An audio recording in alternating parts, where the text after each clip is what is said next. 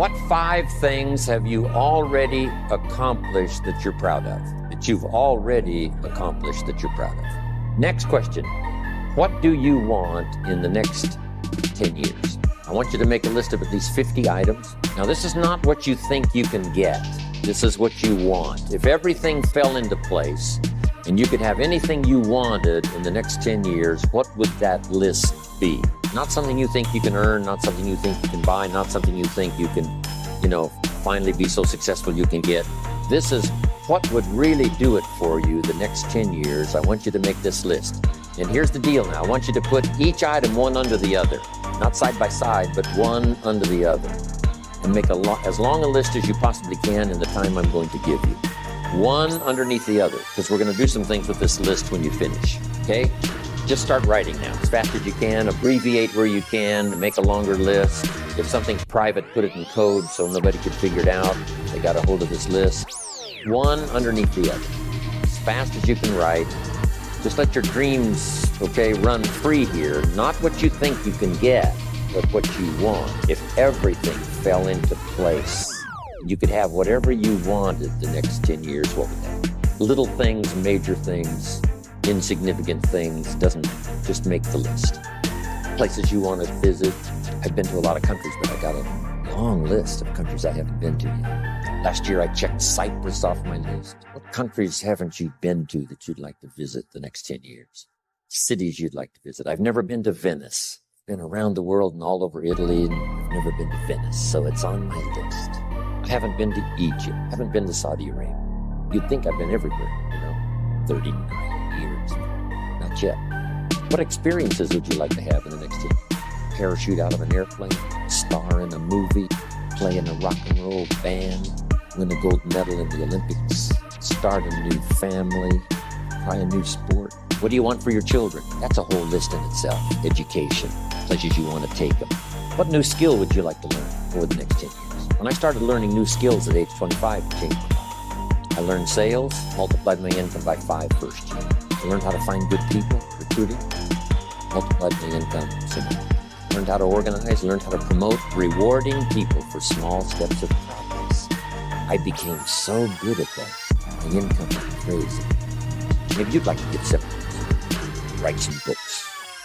The next 10 years. Some things right away in the next year, some on out there. Benevolence goals. Maybe you've got a long list of projects you'd like to support. Now, this is not what you think you can do. This is what you'd really like to do. Mark Hughes had a passion for helping kids that had drug problems. One year he gave $8 million. $8 million. When I first met him, he couldn't give 800. Finally, he could give 8 million. Andrew Carnegie said, I'm going to spend the first half of my life accumulating money, and I'm going to spend the last half of my life giving it all away. That's big time. In the first half of his life, he accumulated $400 million, which back then was a lot of money. Guess what he did the last half of his life? He gave it all away. So keep your list going. What's got you turned on? Maybe you've been turned off until you got here this weekend. I want you to start working on turning your lights on for accomplishments. You can't believe what you can accomplish if you just work hard on this list. It's amazing how adults have, a problem with this, right? Let's see. And kids don't have any problem. They'd be asking for extra sheets of paper by now.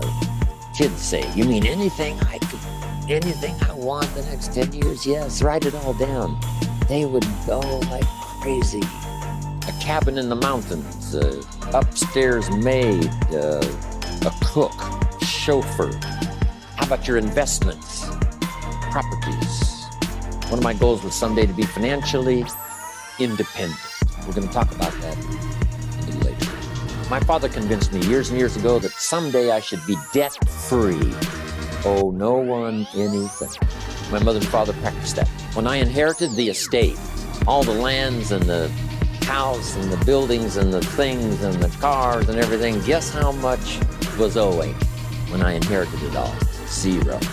Not one penny. Everything free.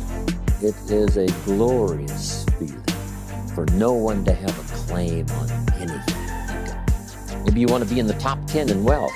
Is Bill Gates still number 1? The top 10? Or the top 20? whatever. Maybe you're working on a new invention. Congratulations. Someday, who knows? Make a list of your health goals. Got to have a good physical support system over the next 10 years. How healthy do you want to be? Eliminate some illnesses, eliminate some weaknesses. Get strong for competition in the 21st century. One of my goals was to have a residence in each season, for each season. Finally check that off my list. So I could spend winter here and summer here, autumn here, spring. Residence for each season. An apartment in Manhattan. Ranch in Brazil. What would really do it for you the next 2 years? Some goals for your career, your business. I put a little revenge on my first list. Some of the people that said I couldn't do well, they were on that first list. Couldn't wait to get my new car, drive it up on their lawn, and say, oh, pardon me, here's the money to have it fixed. I mean, I had some stuff on my list. Something that would give you incredible satisfaction. Old Testament, God says, vengeance is mine, all mine. No wonder he wants it all. It feels so good. If I was God, I'd want it all. What would really do it for you? Some scores to settle, gently but deliberately. My Japanese friend, Toru Ikeda, San Jose, California, put on his first list, a Caucasian gardener. I thought, hey, that's good, Toru. What would do it for you? A hobby you'd like to start. Collecting. New car, become a race driver. Got this neat little motorhome, right? Put the dirt bike on the back, away I go. I'm now putting a fax machine in my motorhome, so I can be a little more in touch even when I'm gone. Here's my new mode for the future. In touch and out of reach. That's the new deal. So yes, you can, right? You can contact him, but you can't find him. For a while, he's gone. So, what is your goal for the future? Get away. Something that would really serve you well. In terms of refreshing, change of pace, skills you want to help teach your children. I taught my girls how to swim, how to dive. Such great satisfaction when they used to say, watch me, Daddy, watch me. Look how good I am. You taught me, watch me. Got a good phrase for you. This is a good one to put in here. All life seems to wish to reward its benefactor. All life wishes to reward its benefactor. If you take especially good care of the flowers, they will bloom especially bright for you. If you teach your children, they will want to show off for you. Daddy, look how good I am. All life takes delight in rewarding its benefactor. What classes would you like to teach? My friend Lydia Cologne, who 20 years ago invested $1, now she's a millionaire.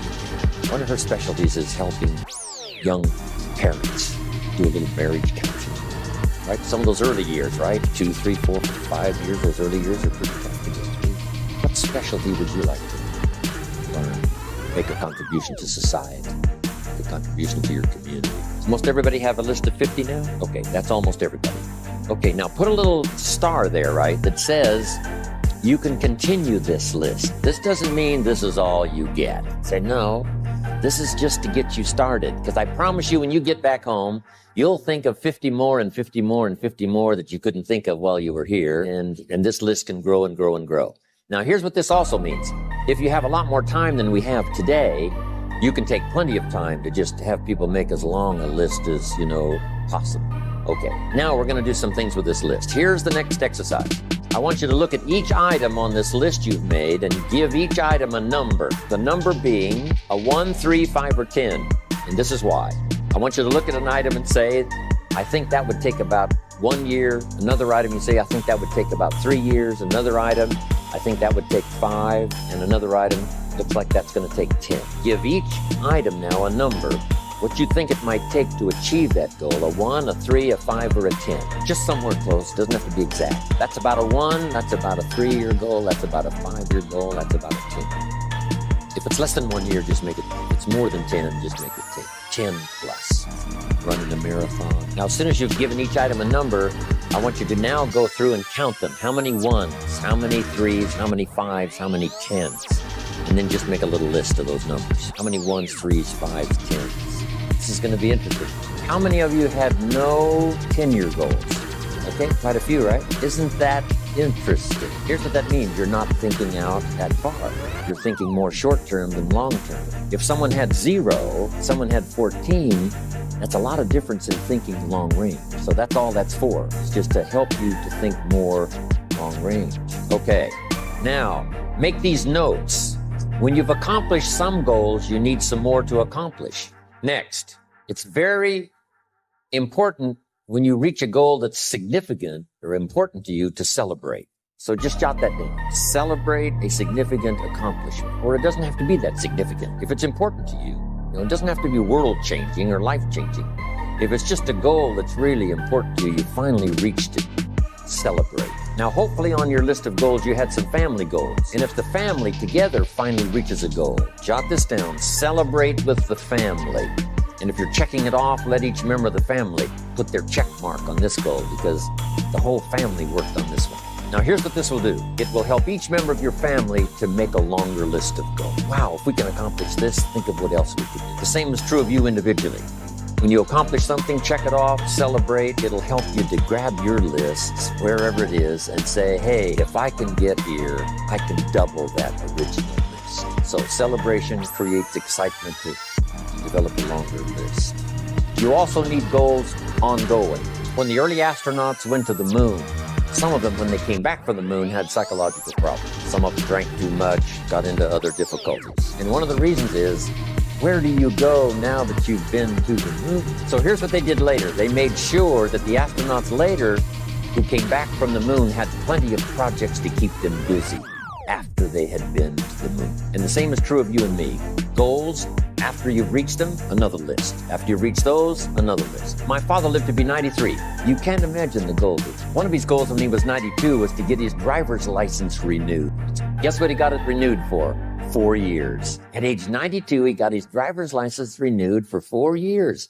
Now, he didn't live long enough to, if he'd have thought about it more, I think he would have lived 2 or 3 more years just to make sure he filled all that out. Unbelievable. So, goals to replace goals that you've achieved, on and on, the rest of your life. Because the philosophy we discussed yesterday was what? How far should you go? As far as you can. How many books should you read? As many as you can. How many friends should you make? As many as you can. How much should you earn? As much as you can. That's it. What should you try to be? All you possibly can. And that's the purpose of this exercise, is just to stretch you, get you to think, get you to wonder, get you to ponder. I wonder what might be possible if I could get everything I wanted to every day. Now here's the next exercise. Okay, jot down the question. On your list of 1-year goals, which are the 4 most important? So now I want you to go back over your 1-year goals and pick out the 4 most important. If you've only got 4 now, this is an easy exercise. But you might add some more to your 1-year list if you haven't got enough. And then pick out the 4 most important. This is what turned me on at age 25. Goals for accomplishment and personal progress. Once the fires were lit for me, I'm telling you, they have never gone out. Since I was 25 years old, no one has ever said to me, when are you gonna get going? When are you gonna get off the couch? When are you gonna get off? I've never heard that since I was 25 and got all this taken care of. Here's what I've heard since I was 25. When are you going to slow down? You can't visit that many countries, you're going to have a heart attack. By the way, you might stop and jot these notes down. Here's two excellent questions to jot down. And this is for mature people now, because these are kind of tough questions, especially one. Here's the first question. What's got you turned on? That's a good list to make. Here's what's got me turned on. Here's what's got me up early, staying up late, maximizing my abilities all day long. Here's the list of what's got me turned on. Now here's the next question. What's got you turned off? How come you don't have the zest and the vitality and the appetite for daily accomplishment? I started making a list of the things that had me turned off. And once I got that set and then started making a list of what had me turned on and what would turn me on in the future, I'm telling you, my life has never been the same. It was like a revolution, a personal revolution, a 180-degree turn. I can't say it strong enough. It's easy to get lazy in designing the day and designing the year and designing the future and designing what you want to accomplish and just cross your fingers and hope it'll all work out, that the favorable winds will blow it all your way. I'm telling you, it's not going to happen. So this is the part of the exercise. It's just, buckling down, making this list. And you got to continue this long after we've, turned out the lights and we've all gone home. Keep this up. And one of the best ways to keep it up, I've already covered yesterday, is what? Teach it. Key is the key. teach it. Jan was right. You don't need recognition. Just go give everybody you can think of that deserves the recognition. And your own self-satisfaction is recognition. If they never put a crown on your head, who cares? Okay, the 4 most important one-year goals. Have you got those identified? Okay, now here's the next exercise. This will take now just a little bit of time. And the question is why? Why are those 4 goals important to you? Because the why is very important. And I'm going to give you some notes on that a little bit later. So just start a little paragraph. Why those 4 goals are important to you. And then we'll put a little star there that says continue this later. This is a good question to ask kids. Kids said, here's what I'd like to have. And you say, why is that? And if they can start describing the why. So now make these notes. Put a little star there now. And that star means that, you can add to it later. So make these notes now. Here's the first one. When the why gets stronger, the how gets easier. When the why gets big, powerful, strong, how seems to be so much easier. Without a strong enough why, the how seems to be too difficult almost to accomplish. So how do you manage your time? Hey, if you had strong and powerful enough goals, you'd figure out how to manage your time. You'd get a book on the subject. You'd do something to manage your time if it was worth it. If it's not worth it, why would you bother studying the art of managing your time if it really doesn't matter? But if it really mattered in the accomplishment of your goals and why you wish to accomplish them, see, you can do anything. You can get up any hour, read any book, take any class, make any change, develop any skill, do any discipline. You can do it all. When this how and the why, or when the why starts to grow, the how gets simple. Excellent question to ask children. Why? Little note. Maybe one of your goals was to have $1 million home on the hill overlooking Snake. That'd be a good goal. $1 million home. Here's the next question. What for? What for? A house is a house is a house with bricks and wood and walls and roof. Gee, yes, $1 million home. That'd be wonderful, but what for? So now jot this down. Purpose is stronger than object. The object would be the house, and that'll pull. That's a worthy goal to go for, object of the house. But here's a stronger goal, the purpose for the $1 million home. You say, well, it'll be the centerpiece of all the family's activity, with all kinds of unique people coming and going, and the influence and things will be happening in this place. See, now we're getting somewhere. So if you got that line, it's one of my best for the whole day. Purpose is stronger than object. It's okay to have plenty of objects to go for on your goal list. But always keep asking yourself the question, and sometimes it's good to just write it out. Here's why I want this money. Here's why I want this place. Here's why. And you start developing those reasons. And I'm telling you now, this starts to become incredibly powerful. Now here's some more notes. Some of your goals should be personal development. The person you wish to become. Develop skills that make you attractive to the market. Develop the temperament and the attitude that makes you attractive to the business world. The attitude and the temperament that makes you a splendid father, studying the art. Because here's what's important. It's not what you get that makes you valuable. It's what you become that makes you valuable. I keep saying this year after year for the last 39 years publicly. It's the person you become. The idea of becoming an attractive person, a skillful person, a good friend, a good colleague, a good partner, a good member of the round table, a contributor. See, that's the key, the person you become. Okay, now here's the next exercise. Isn't this good stuff? I'm telling you, this stuff changed my life, altered the course of my life, from milking cows to sitting on this stool. Incredible. What a journey. And part of the explosive stimulation started when I met Earl Schoaf, and he asked me, have you got a list of goals? And I said, no. And he said, then I can guess your bank balance. I thought, whoa. I immediately started studying the art, and the accomplishments of it helped to change my life. Now, here's the next exercise. I want you to look now at the whole list that you've written and the exercises we've done. Now I want you to answer this question. What kind of person must I become to achieve all I want? And I'll give you time to write that down now. What kind of person must I become to achieve all I want? Now we've got two things working. What you become helps you to achieve, and what you achieve helps you to become. And the more you become, the more you can achieve, and the more you achieve, the more you can become. Who knows which affects the other the most?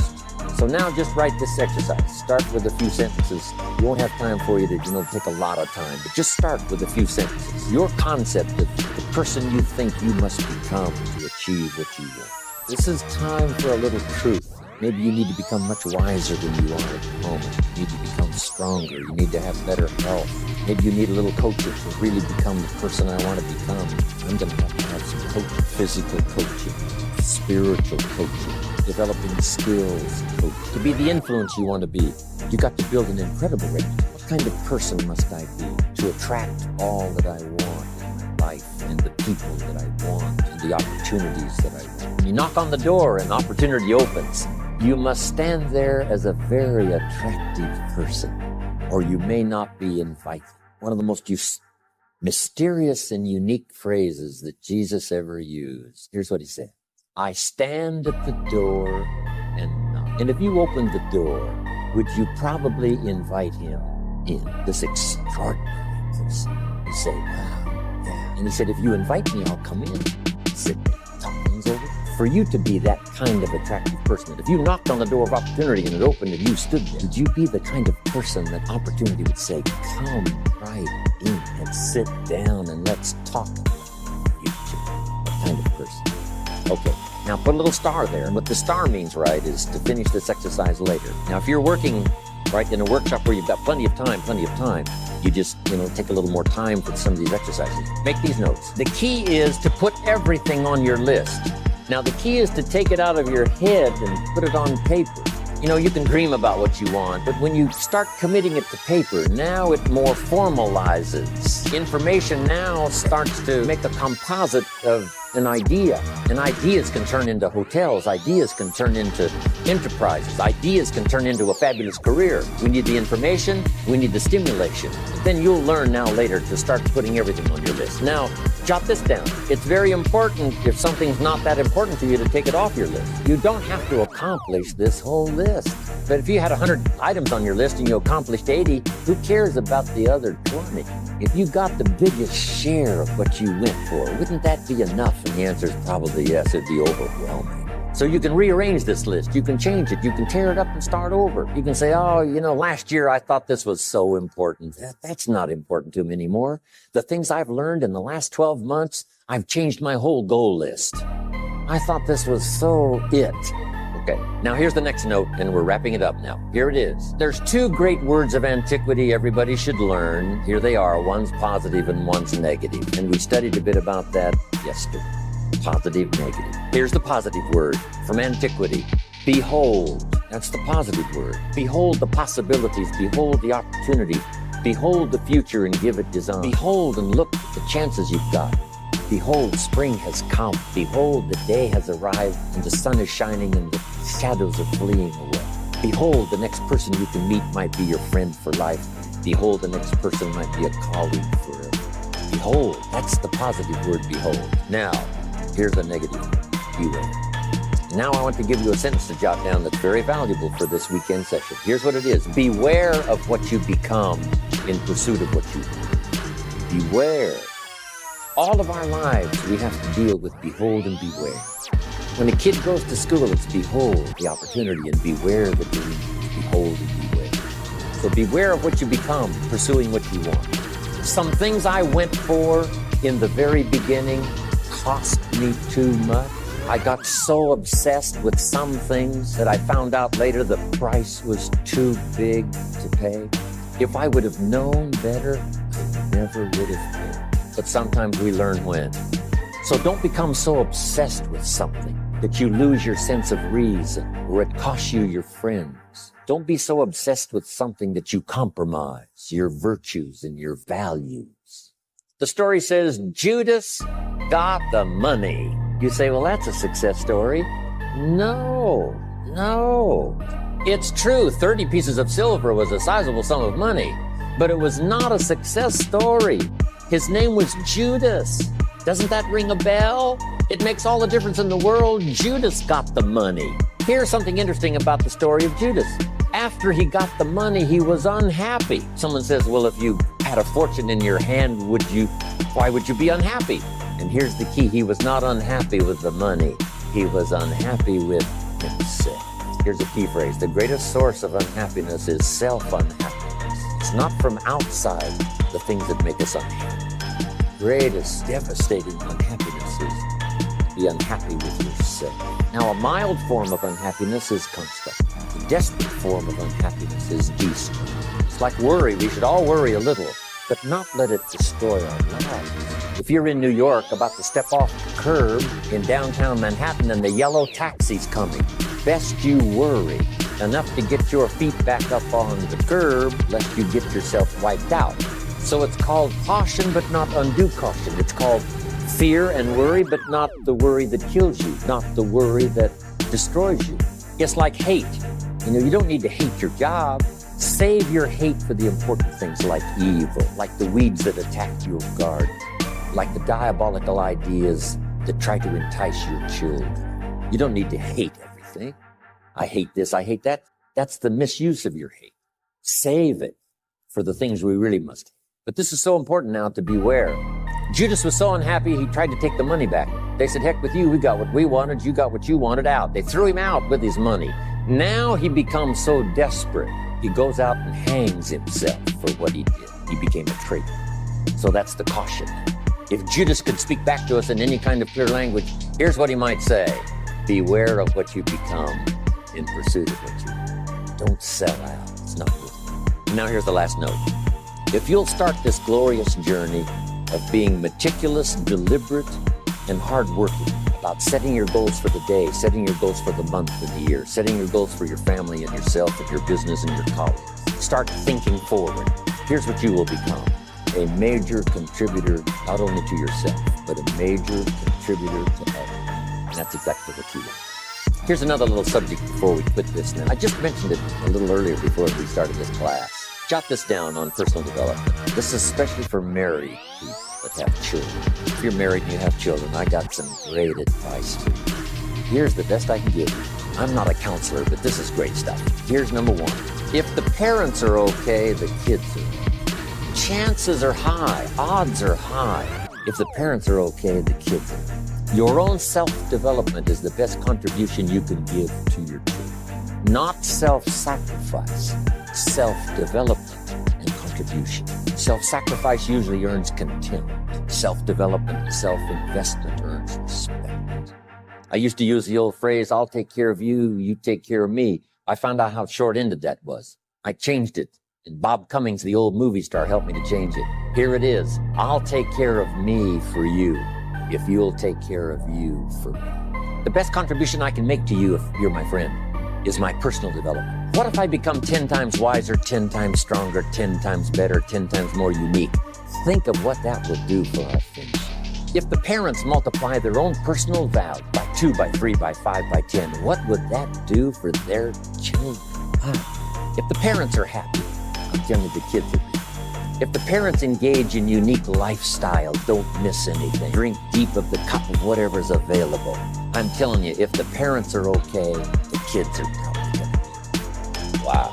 If you're on an airplane, the stewardess says, if we run out of oxygen, these masks are going to drop down.